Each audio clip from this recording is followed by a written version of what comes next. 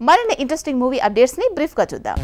జవాన్ movie world wide గా ఈ గురువారం రిలీజ్ కాబోతోంది. ఇక super star Mahesh Babu, Shahrukh Khan team ని విష్ చేసిన పోస్ట్ వైరల్ అయింది. ఫ్యామిలీతో సహా చూడాలనుందంటూ మహేష్ పోస్ట్ చేసిన ట్వీట్ తో తెలుగు రాష్ట్రాల్లో కూడా ఈ సినిమాకు free publicity దొరికినట్టయింది.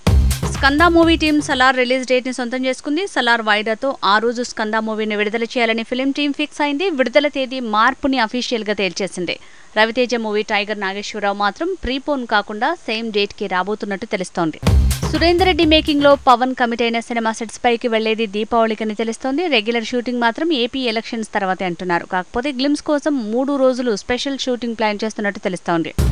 Salaar movie team dubbing work షురూ చేసింది. గ్రాఫిక్స్ డిలే వల్ల వాయిదా పడ్డ ఈ సినిమా రిలీజ్ దీపావళికి లేదా సంక్రాంతికి అంటున్నారు. అయితే డబ్బింగ్ వర్క్ ని మాత్రం అన్ని భాషల్లో ఈ నెలలోపే పూర్తి చేస్తారట. ప్రభాస్ తో నాగ్ అశ్విన్ తీస్తున్న మూవీ కల్కి 2898 AD.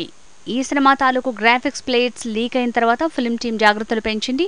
ఎలాంటి లీకులకు ఆస్కారం లేకుండా టోటల్ గా ఫుటేజ్ తో పాటు ఎడిటింగ్, సీజీ వర్క్ ని క్లౌడ్ సర్వర్ లో భద్రపరిచిందట. కోలీవుడ్ స్టార్ శివ కార్తికేయన్ మూవీ ఆయలాన్ దీపావళికి రానుందన్నారు. కానీ గ్రాఫిక్స్ డిలే వల్ల ఇది కూడా వాయిదా పడనుందట. యార్ రెహమాన్ మ్యూజిక్ అందించనున్న ఈ సినిమాని సంక్రాంతికి వాయిదా వేస్తున్నట్టు సమాచారం.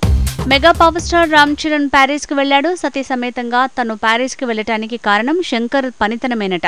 గేమ్ చేంజర్ షూటింగ్ తేల్చకపోవడంతో ఈ ఖాళీ టైం ని చెర్రీ ఇలా సద్వినియోగం చేసుకుంటున్నాడు.